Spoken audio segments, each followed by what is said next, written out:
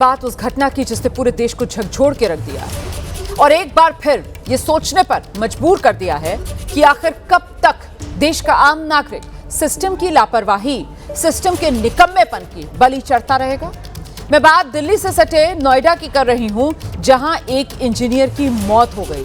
16-17 जनवरी की दरमियानी रात का यह पूरा मामला है। सेक्टर 150 नोएडा, यहां सिस्टम की लापरवाही ने एक परिवार के चिराग को बुझा दिया। निर्माणाधीन मॉल के बेसमेंट में पानी भरा हुआ था। इंजीनियर की गाड़ी हादसे का शिकार होकर इसी पानी में जा गिरी और यहां 2.5 घंटे तक ये इंजीनियर मदद के इंतजार में मदद की गुहार लगा रहा था, लेकिन इसे बचाया नहीं जा सका।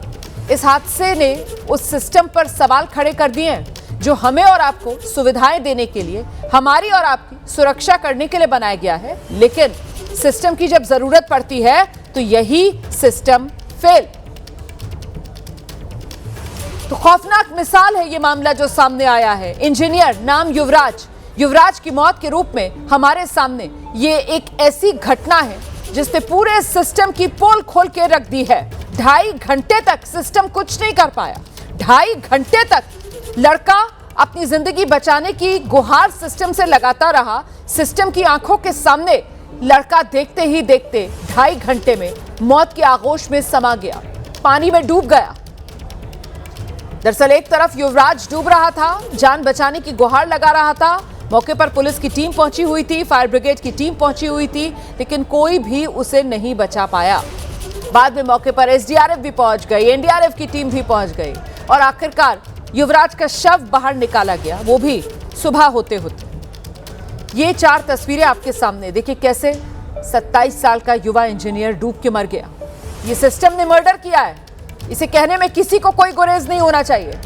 करीब 2 घंटे तक वो लड़का मौत से जूझ रहा था। 2 घंटे तक वो लड़का इस इंतजार में था कि शायद उस तक मदद पहुंच जाए, शायद उसे बचा लिया जाए। पुलिस मौके पर पहुंच गई थी, फायर ब्रिगेड की टीम मौके पर पहुंच गई थी, लेकिन सब वहां सिर्फ तमाशबीन खड़े थे। संसाधन ही नहीं थे किसी के पास कि उनकी आंखों के सामने करीब 40-50 मीटर के फासले पर वो जो लड़का पानी में डूब रहा है, वो जो लड़का बचाओ बचाओ चिल्ला रहा है, वो जो लड़का अपने मोबाइल का जो टॉर्च लाइट थी उसको ऑन करके अपनी लोकेशन एक तरीके से साझा करने की कोशिश कर रहा है, उन सामने खड़े लोगों से मदद की गुहार लगा रहा है, वो कुछ नहीं कर पाए। वो सिर्फ खाना पूर्ति करने के लिए ही मौके पर पहुंचे थे क्या? कोई नहीं बचा पाया। 2.5 घंटे तक वो लड़का, जरा सोचिए किस तरीके से तड़पा होगा, क्या इस लड़के पर गुजरी होगी। लेकिन ये सिस्टम का निकम्मापन कि इस लड़के को नहीं बचाया जा सका। उस देर रात क्या कुछ हुआ था, एक बारी मैं अपने सहयोगी कपिल से कहूँगा थोड़ा आगे आके एक बारी पूरा ये जो घटना स्थल है वो दिखाने की कोशिश करें। सामने से आप ये देखेंगे तो ये रोड सीधा एकदम आगे आ रहा है और उस रात जैसा चश्मदीद यहाँ पर बता रहे हैं कि काफ़ी ज़्यादा धुंध थी तो रास्ता नहीं दिखाई दे रहा था।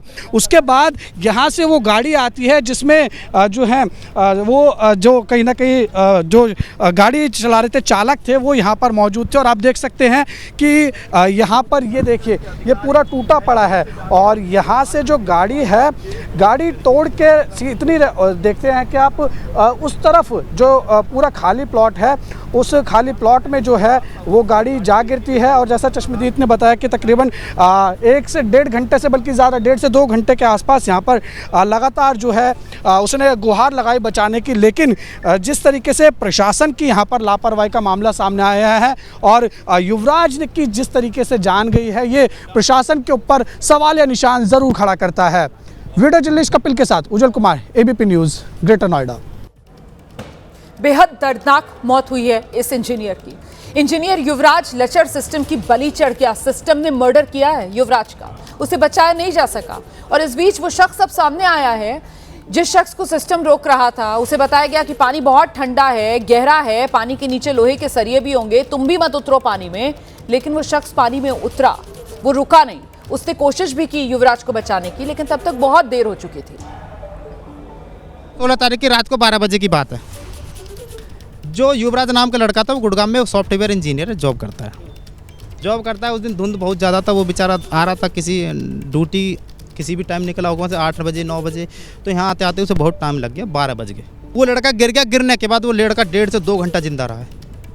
वो गाड़ी में गिरने के बाद गाड़ी से निकल के शीशा में कर वो गाड़ी के ऊपर बैठा था लड़का, जो मौके पे मौजूद थे वो बता रहे थे। मैं तो बहुत लेट आया था। आप कितने बजे पहुंचे यहाँ पर? 1:40 पर। 1:40 पर। उस वक्त आपने क्या देखा? मैंने देखा था कि वहाँ पे फायर ब्रिगेड वाले आए हुए थे, ठीक है जी, फायर ब्रिगेड वाले आए हुए थे। उन्होंने हालांकि वो भी कोशिश कर रहे थे, लेकिन उनको किसी ने यहाँ के बंदों ने ये डरा दिया था कि इसके अंदर सरिया है, ये बेसमेंट है, कहीं आप ना फंस जाऊँ उन सरियाओं में। उन्होंने ये बोला था कि इसमें ठंडा पानी है वगैरह है, बहुत सारे ड्रामे भी किए थे। जो सच्चाई बताऊं, मैं सच्चाई ही बता रहा हूँ। प्रशासन की आप लापरवाही मान रहे हैं इसको? हाँ 100% है जी। सबसे पहले तो मैं नोएडा प्राधिकरण को बोलूँगा, नोएडा अथॉरिटी के लिए बोलूँगा। अगर शायद वो डिवाइडर यहाँ पर लगाते तो गाड़ी टकराती भी, चाहे ओवर स्पीड में होती, पास में गिरती, लड़का मरता नहीं। गाड़ी गिरी है वहाँ पे जाकर, प्लस में गाड़ी हवा के झोंके से बीच में पहुंची है, धीरे धीरे 1.5 से 2 घंटे लगे गाड़ी को। एनडीआरएफ एसडीआरएफ की टीम कब तक पहुंची? एसडीआरएफ आई थी 4:30 बजे, वो गाजियाबाद से चले थे, धुंध के कारण वो लेट हो गए थे। उन्होंने क्या करा? कुछ आने वो एसडीआरएफ ने रेस्क्यू किया था बॉडी को मॉर्निंग में 7-8 बजे के करीब। हाँ जी, उनने सर्च ऑपरेशन चला है। सामने पुलिया दिखा सकते हैं आप जूम करके, वहाँ से उनकी बोट वगैरह दाकी हैं, सामने पुलिया है वो, वहाँ से उनने बोट दकाई है। ये प्लॉट किसका है? ये प्लॉट है जी, लोटस कंपनी है, कोई बिल्डर्स है उसका है। आप लगातार बोल रहे हैं, आप अभी कुछ बता रहे थे, कुछ कहना चाह रहे थे, लगातार कैमरे पर आप बोल रहे हैं उसके। हाँ, उसमें देखो जी, इतना बड़ा बिल्डर्स है, उसकी पोल मैंने खोली है। 3 दिन से मैं बहुत ही वायरल हूँ पूरा ऑल इंडिया में, सोशल मीडिया पे बहुत ज़्यादा वीडियो वायरल चल रही है सारे चैनलों पे। जो हज़ारों करोड़ का मालिक है, मैं एक मिडिल क्लास के बंदे के लिए क्या नहीं कर सकता? अपने दिमाग से सोच रहा हूँ मैं ये चीज़, उसके लिए तो मैं कुछ भी नहीं हूँ। मैं तो एक मिडिल क्लास और वो हज़ारों करोड़ का मालिक है, सरकार में खाता है उसका, तो सीधी सी बात है वो मेरे लिए, तो मुझे सीधी सी बात, मेरी जो आशंका है, मुझे जान का खतरा है मेरा। सीधे आपको लेकर चलेंगे, हमारे साथ हमारे सहयोगी उज्जवल कुमार इस वक्त मौजूद हैं और जरा उज्जवल से ही जानते हैं। उज्जवल, आप ग्राउंड जीरो पर मौजूद हैं, आपने उस चश्मदीद से भी बात की है जिसने बताया कि कैसे उसने दिलेरी दिखाई, लेकिन वहां सिस्टम कैसा डरा सहमा बैठा हुआ था, बिना किसी संसाधन के बैठा हुआ था, और उसकी आंखों के सामने वो लड़का 2 घंटे तक मदद का इंतजार करता रहा, लेकिन उसे बचाया नहीं जा सका। साफ तौर पर युवराज को इस सिस्टम ने मार डाला। उज्जवल,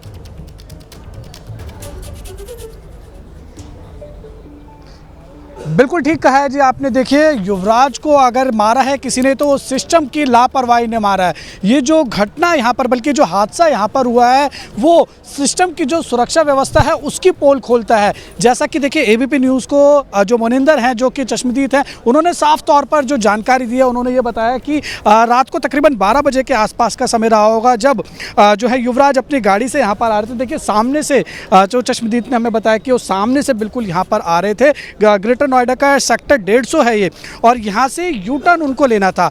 यू टर्न लेकर सामने वो रहते हैं, उनकी सोसाइटी वहाँ पर है, लेकिन उस दिन इतना घना कोहरा था कि उनको रास्ता नहीं दिखाई दिया।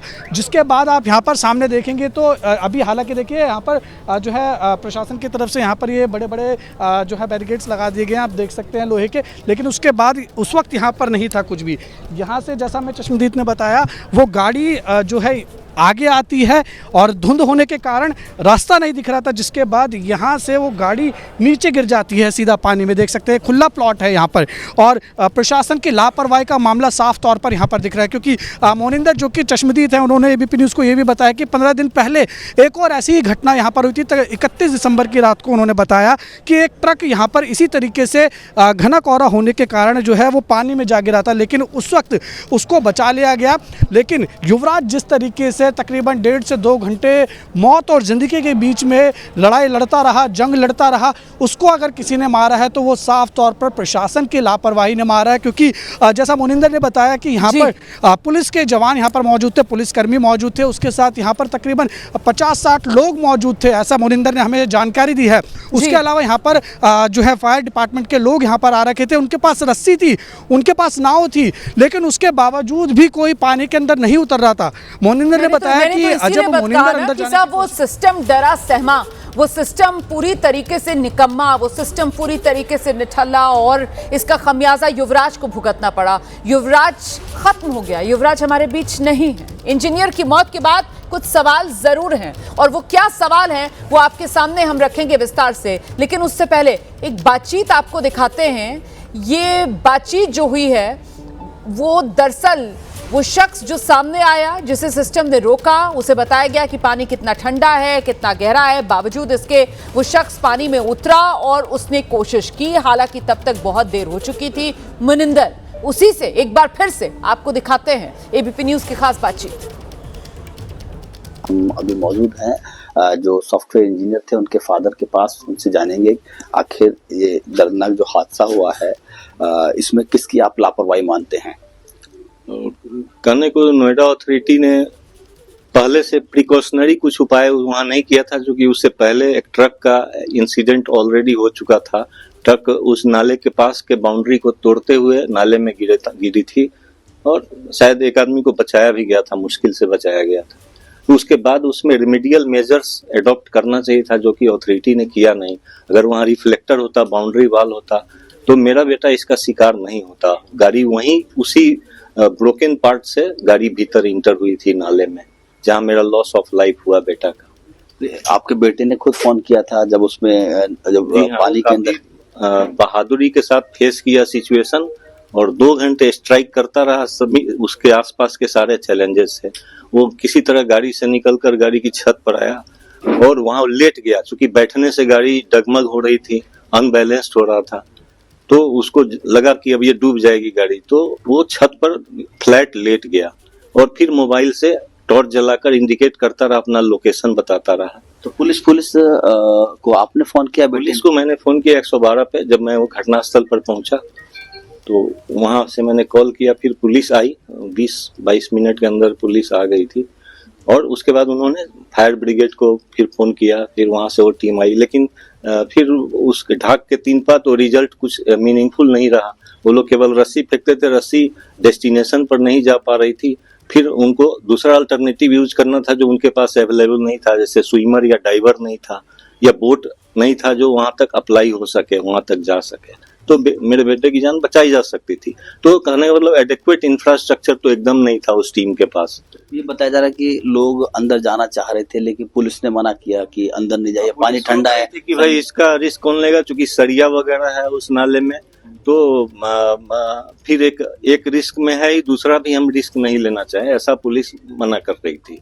लेकिन उसी में एक जो कोई डिलीवरी बॉय था उसने हिम्मत दिखाई और वो उसमें जंप किया, लेकिन तब तक देर हो चुकी थी, वो सिंक उसमें कर चुका था। तो मृतक इंजीनियर युवराज के पिता राज मेहता की बात आपने सुनी और वो जिस तरीके से अपनी बात रख रहे हैं, उसके बाद कई सवाल हैं जो सामने हैं और पिता के बयान से ही ये सवाल सामने आए हैं। पहले भी जब हादसा हुआ तो फिर सबक क्यों नहीं लिया? ये सीधे सीधे कातिल सिस्टम पर सवाल।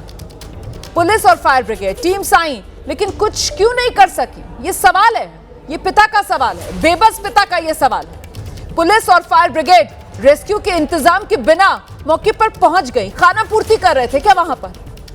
मौत का तमाशा देखने के लिए पहुंचे थे क्या वहां पर?